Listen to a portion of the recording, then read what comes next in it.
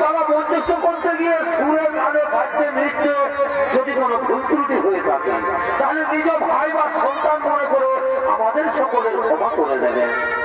2025 সালের নতুন অশ্রু সদর সৌরেন্দ্র নাট্য পালা ভক্ত সবরী উদ্ধার।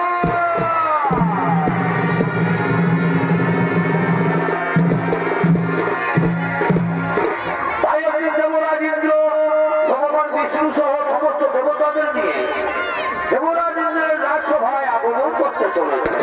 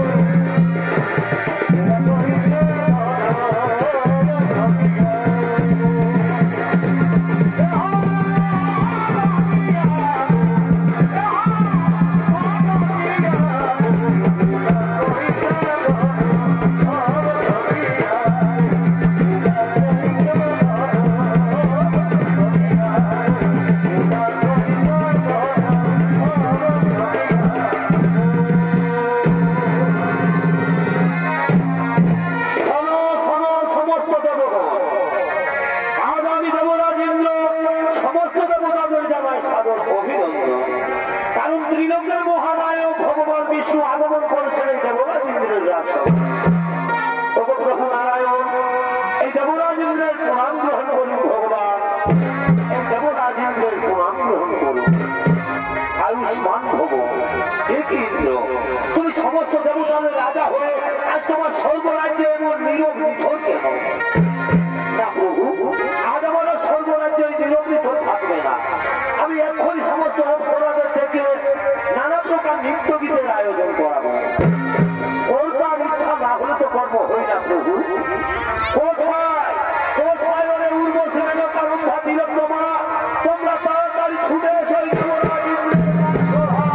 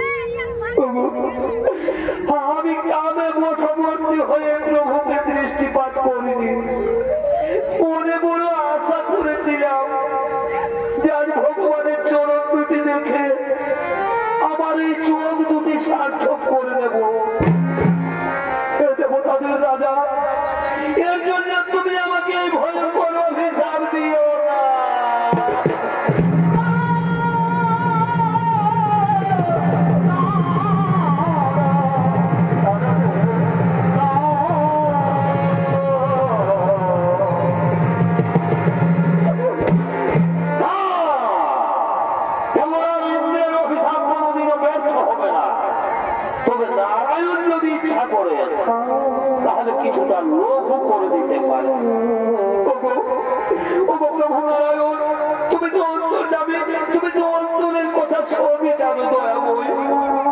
তোমার চরণ দর্শন করে যদি চন্ডালের ঘরে জন্ম নিতে পারি তারপর কোনো দুঃখ নেই ভগবান।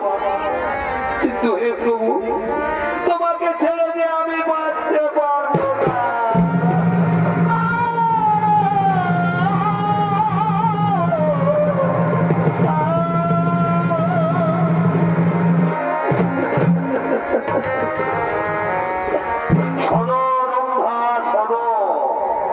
তুমি চন্ডালের ঘরে জন্ম নিলেও ভক্তি তোমার থাকবে হতো।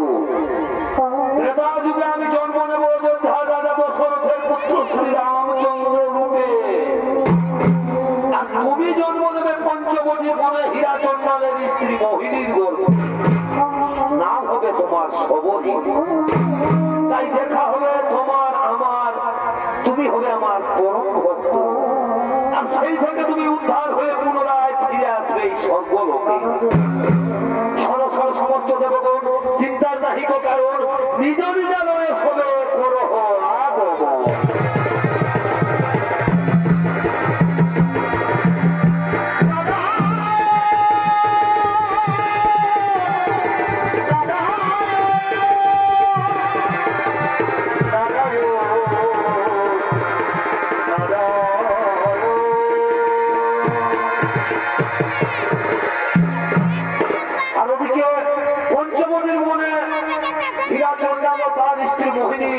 তারা সন্তানহীনা, তারা মনের দুঃখে কাঁদতে কাঁদতে তাদের কুটিরের দিকে আগমন করতে চায়।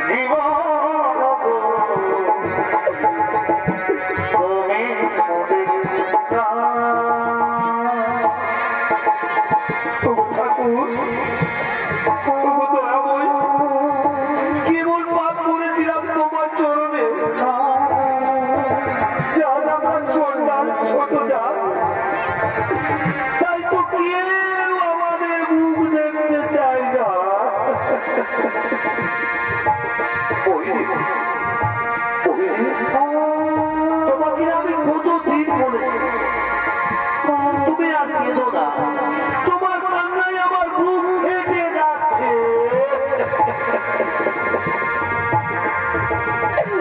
এই দুনিয়ায় আমি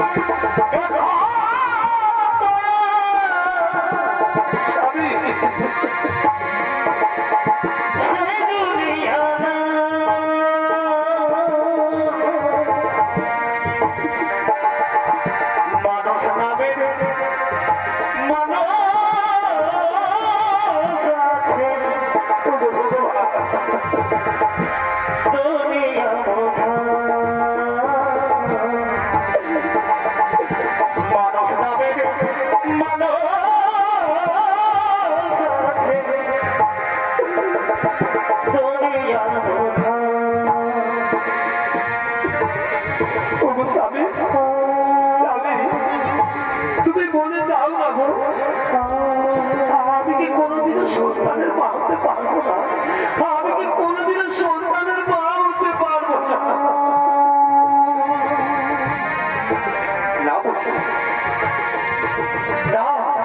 তুমি ওভাবে করবো না।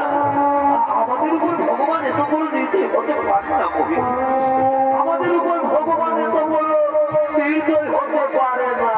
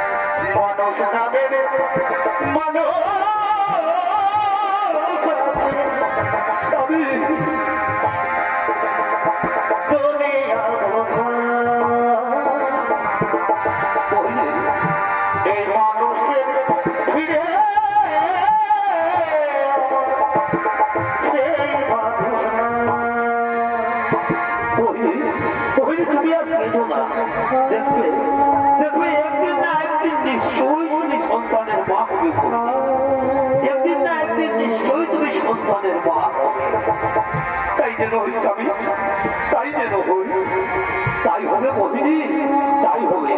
আচ্ছা মোহিনী, যাও যাও তো, তুমি নদীর থেকে চান করে জল নিয়ে আসবে, আর আমি না হয় ওই গ্রাম থেকে কিছু ভিক্ষে করে নিয়ে আসি, কেমন? ঠিক আছে স্বামী, ঠিক আছে, আমি যাবো নদীর থেকে চান করে জল নিয়ে আসবো, আর তুমি তত করে ভিক্ষে করে ফিরে আসবো। ঠিক আছে মোহিনী, মোহিনী আমি আসছি মোহিনী, মোহিনী আমি আসি।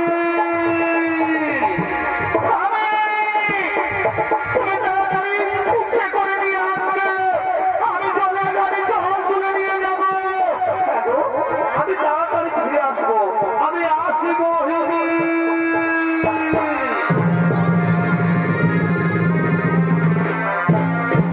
আর ওদিকে সেই গ্রামের কিছু রমণী ওই নদীর ঘাটে জল তোলার জন্য আগমন করতে চলল।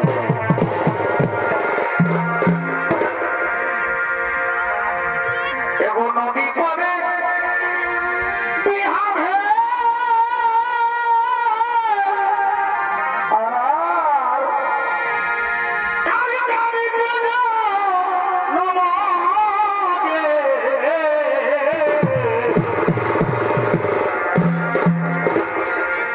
নদী পারে বিহার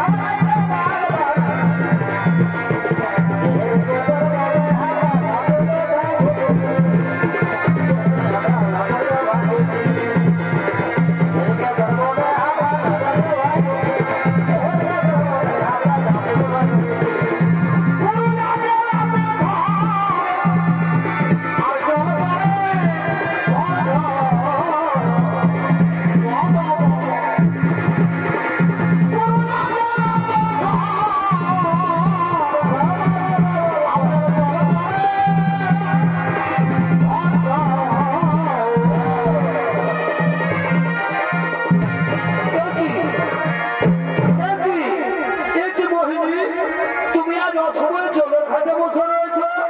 তুমি জানো না যে আমরা প্রতিদিন এই সময়ে জলের ঘাটে জল তুলতে আসি?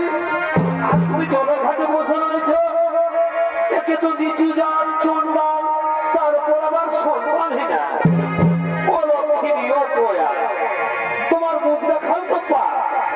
তুমি নারী না নারী নামের কলঙ্ক? তুমি নারী না নারী নামের কলঙ্ক?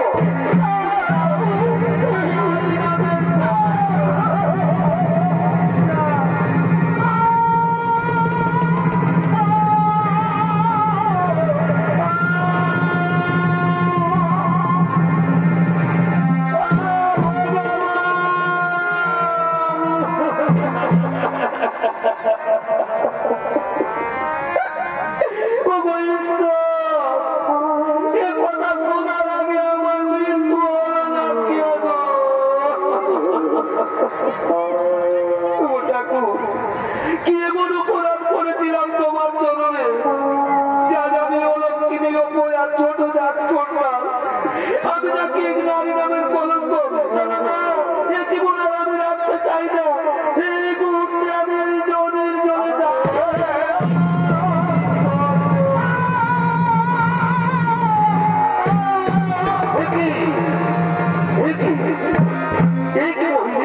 তুমি কি করতে চেয়েছিলে? তুমি জানো না আত্মহত্যা মহাপাপ? মোহিনী জানো? জানো মোহিনী, আজ আমি ভিক্ষে করে বৃক্ষের তলায় একটু বিশ্রাম করছিলাম। হঠাৎ কে যেন আমাকে বলে গেল কি যেন আমাদের পর আরো করে একটি কন্যা সন্তান জন্ম নেবে।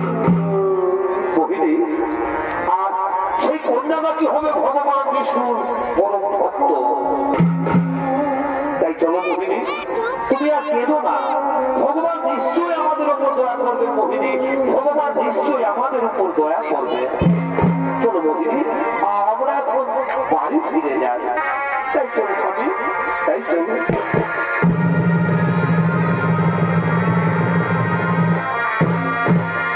অপরদিকে স্বর্গরাজ্যের সমস্ত দেবগণ মর্ত্যলোকের দিকে আগমন করতে চলেছে।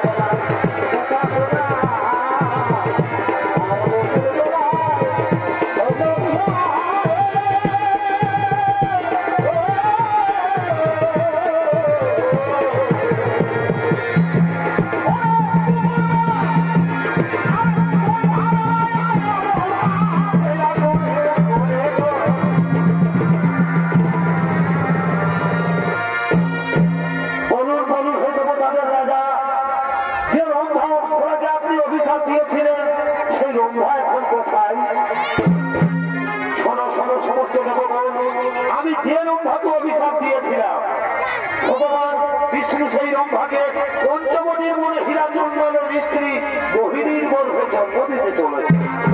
তাই আজ মোহিনী অহংকার করে বলছে সে নাকি অসাধ্য সাধন করেছে। তাই দর্পহারী নারায়ণ মোহিনীর দর্পচূর্ণ করার জন্য মর্ত্যলোকে করেছেন আগমন। তাই চলো ভগবান, আমরাও সকলে মর্ত্যলোকে করিব আগমন।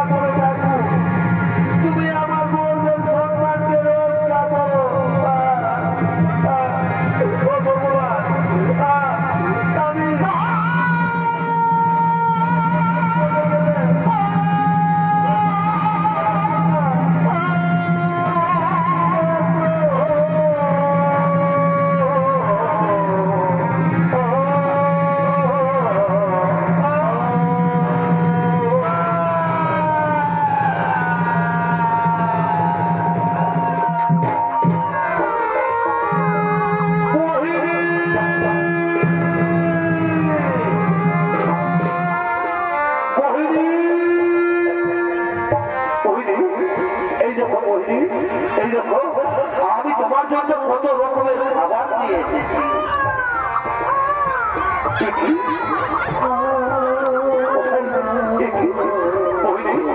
তুমি আমাদের বাচ্চার জন্ম দিয়েছো, তুমি আমাদের সন্তানের জন্ম দিয়েছো। কি সুন্দর, তুমি কন্যা সন্তানের জন্ম দিয়েছো। কি সুন্দর, কি সুন্দর এই কন্যা সন্তান। আজ আমার কি আনন্দ, আজ আমার খুবই আনন্দ। আজ আমি বাবা হয়েছি। আজ আর কেউ আমাকে সন্তান হিনা বলে ডাকতে পারবে না। মা তুই কাঁদিস রে, মা কাঁদিস রে। কি আনন্দ, কি আনন্দ।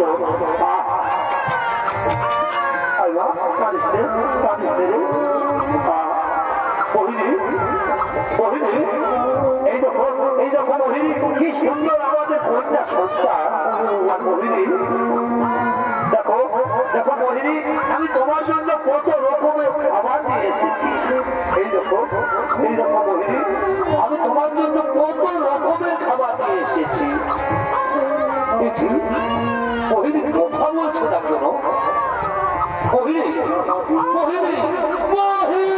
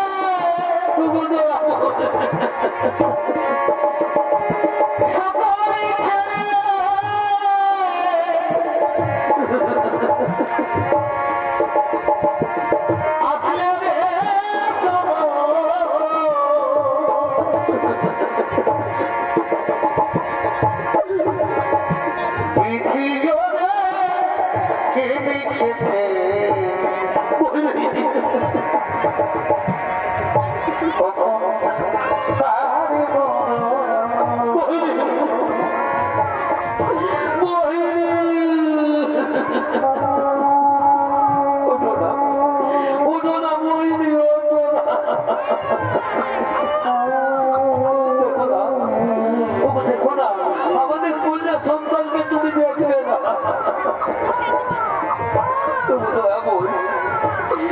কেবল তোমার লীলা।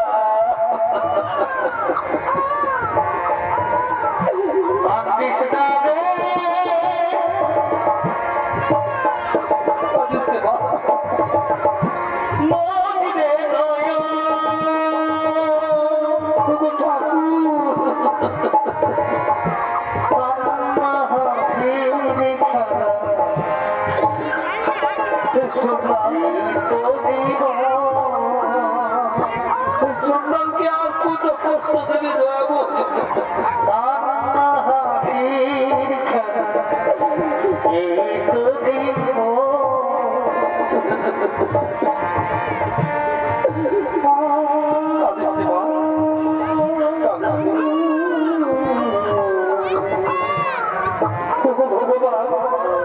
তুমি আমাকে সন্তান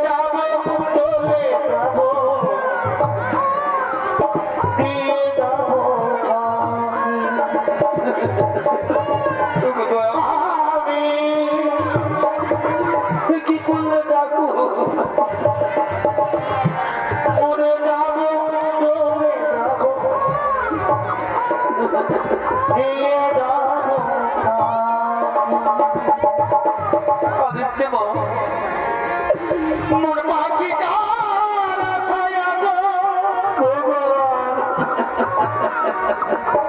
একলা বেঁচে থাকি আমি মরে যাব চলে যাব দিয়ে যাব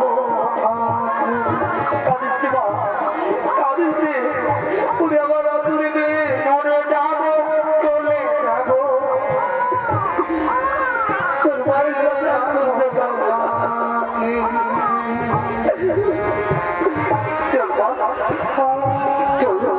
আমি তোকে নিয়ে তোর বাড়ির সন্তানের ব্যবস্থা করবো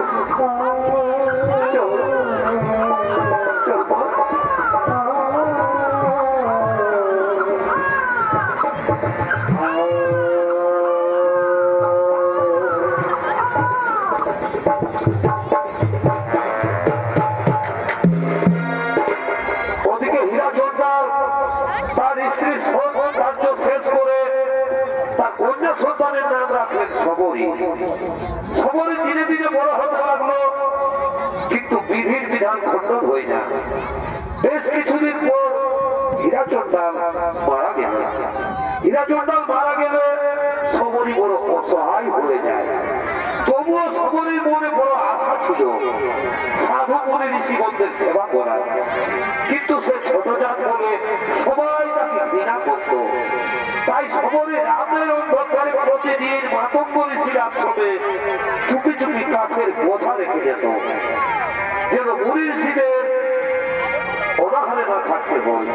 তাই মাতঙ্গ ঋষি তার সমস্ত শিষ্যদের নিয়ে নিজ আশ্রমের দিকে আগমন করতে চলেছে। জন্মিলে চলিতে পারে যৌথা বলি করে,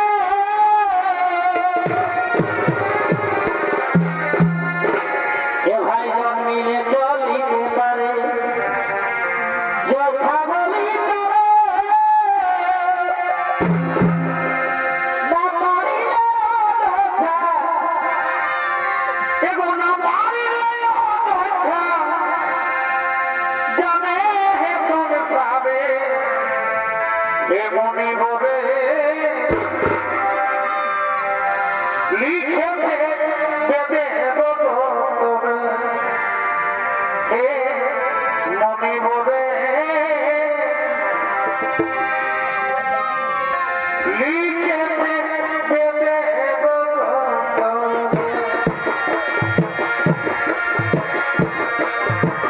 জন্মিলে চলিতে পারে যৌথা বলি করে, না পারিলে অযথা,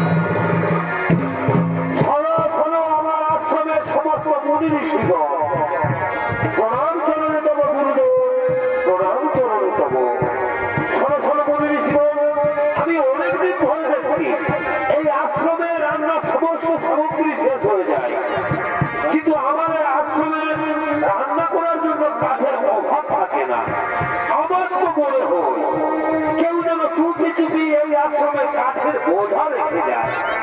সে কি গুরুদেব? কি হতে পারে সেই মহান ব্যক্তি? সে যেই হোক না কেন, আজকে রাতে তোমরা তাকে হাতে রাতে ধরতে হবে। সে মহান ব্যক্তি যেই হোক, আজকে রাতে তোমরা অনন্ত প্রহরী। এবং আমি চললাম আমার শরণাগৃহে। ঠিক আছে গুরুদেব, আপনি নিশ্চিন্ত মনে শরণাগৃহে আগমন করুন। আপনার আদেশ আমরা অক্ষরে অক্ষরে পালন করবো।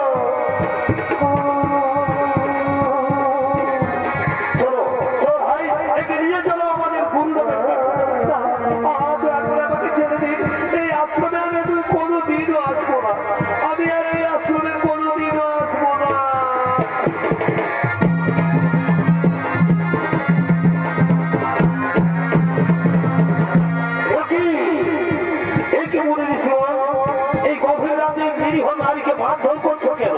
গুরুদেব, গুরুদেব, এই নারী প্রতিদিন আমাদের আশ্রমে কাজ রেখে পালিয়ে যায়। এ হলো সেই ছোট চন্দ্রালিনী অবধি। না না, ওরে বলে দিছি, তোরা ওকে আর মানিস নি। তোরা আমার কথা মন দিয়েছ। এই সময়ে শুধু কাঠের বোঝা রেখে যায় না, এ গভীর রাতে আমাদের আশ্রমে ঝাড়ু লাগায়, ফুল কেটে রাখে, এ সমস্ত কিছু গোপনে গোপনে মুনি ঋষিদের সেবাও করে যায়। গুরুদেব, গুরুদেব, আমাদের ভুল হয়ে গেছে। গুরুদেব, আমাদের ভুল হয়ে গেছে। আমাদের ক্ষমা করে দিন গুরুদেব, আমাদের ক্ষমা করে দিন। সবরী, সবরী, আজ আমি বড় আনন্দ হয়েছি মা, বড় আনন্দিত হয়েছি। আজ আমি বড় আনন্দ পেয়েছি। মুচি হয়ে সুচি হই যদি কৃষ্ণ খুঁজে, আর সুচি হয়ে মুচি হই যদি কৃষ্ণ খোঁজে। তুমি ছোট জাত হলো, তোমার ভক্তি অটুট। আজ আমি তোমাকে গুরুদক্ষিণায় দীক্ষিত করবো। এই আশ্রমের সমস্ত দায়ী দায়িত্ব আজ থেকে তুমি পালন করবে মা, আজ থেকে তুমি পালন করবে। দেখবে একদিন না একদিন এই আশ্রমে ভগবান শ্রী রামচন্দ্র আসবে তোমার কাছে। এটাই আমার এই মাতঙ্গ ঋষির আশীর্বাদ।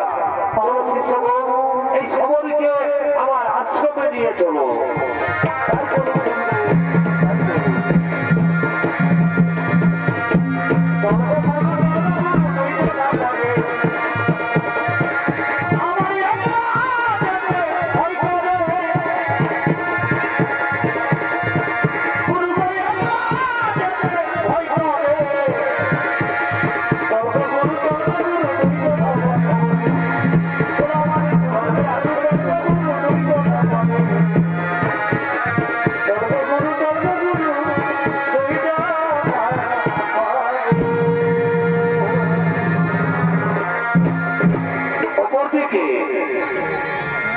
শ্রীরামচন্দ্র ও তার ছোট ভাই লক্ষ্মণ তারা সীতা অন্বেষণে ঘুরতে ঘুরতে উপনদী সরোবরের দিকে আগমন করতে চলে।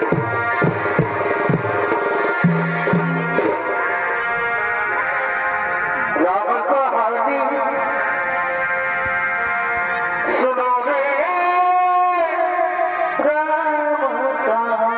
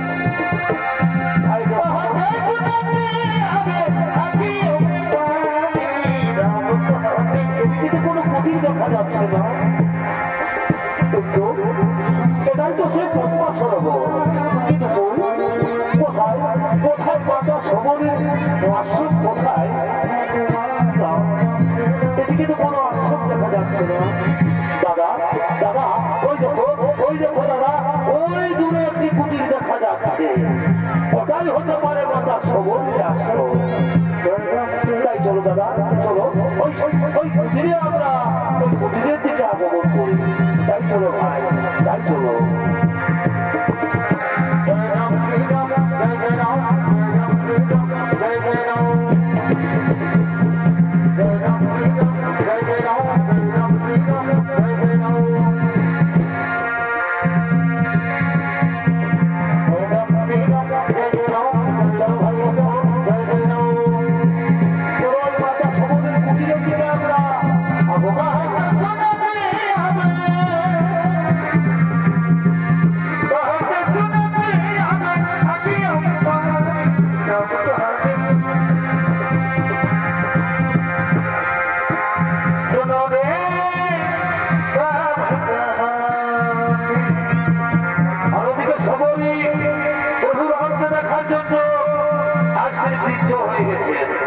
প্রতিদিন সেই গত পরিষের আশ্রমে ঝাড়ু লাগান ফুল পাতেন প্রভু রাম আসবেন বলে সেই রাস্তা প্রতিদিন পরিষ্কার করে তাই প্রতিদিনের মতো মাতা সবরী আজও সেই আশ্রমে ফুল বিছাচ্ছেন তার আশ্রম পরিষ্কার করছেন তাই সবরী আগমন করছেন সেই কুটিরের দিকে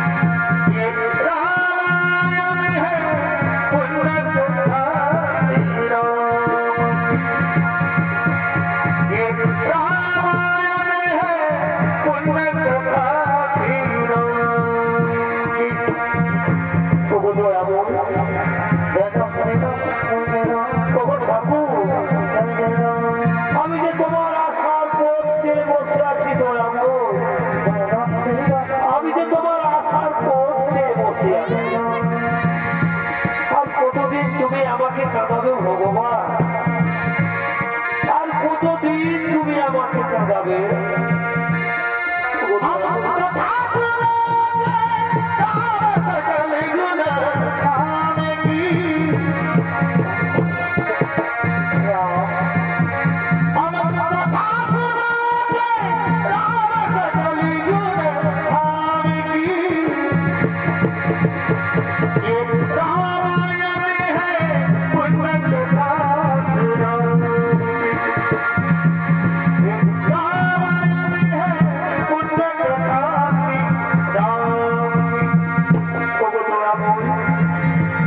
আমি প্রতিদিন তোমার জন্য মালা গেঁথে রাখি তোমার আশার পথে ফুল গেঁথে রাখি এই মনের যত মিষ্টি মিষ্টি ও বাবা ঝুড়িতে রয়েছে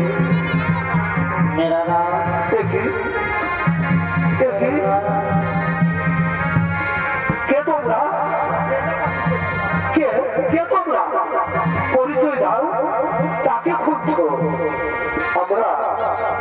আমরা বাবা সবরীকে খুঁজছি সবরী কে তোমরা পরিচয় দাও আমি অযোধ্যার মহারাজ দশরথের পুত্র রাম আরে হল আমার ভাই লক্ষ্মণ প্রভু রাম প্রভু লক্ষ্মণ প্রভু আমায় ক্ষমা করে দিন প্রভু আমি যে চর্ম চোখে তোমাদের চিনতে পারিনি ভগবান আমি যে তোমাদের চিনতে পারিনি আমায় ক্ষমা করে দিন প্রভু আমায় ক্ষমা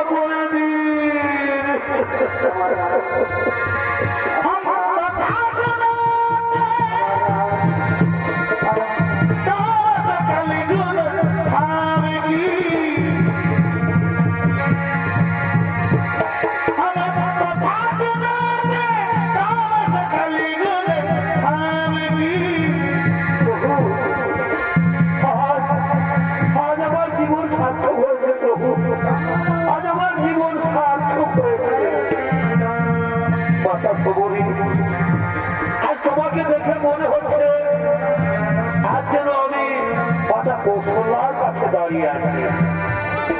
প্রভু আসুন, প্রভু আমার কুটিরে আসুন। আমি যে তোমার জন্য কতগুলো মিষ্টি মিষ্টি ফল এনে রেখেছি প্রভু। প্রভু এই ফল খান প্রভু, এই নাও প্রভু, এই নাও, এই ফল খাও। দাও মাতা, দাও মাতা। ভগবতী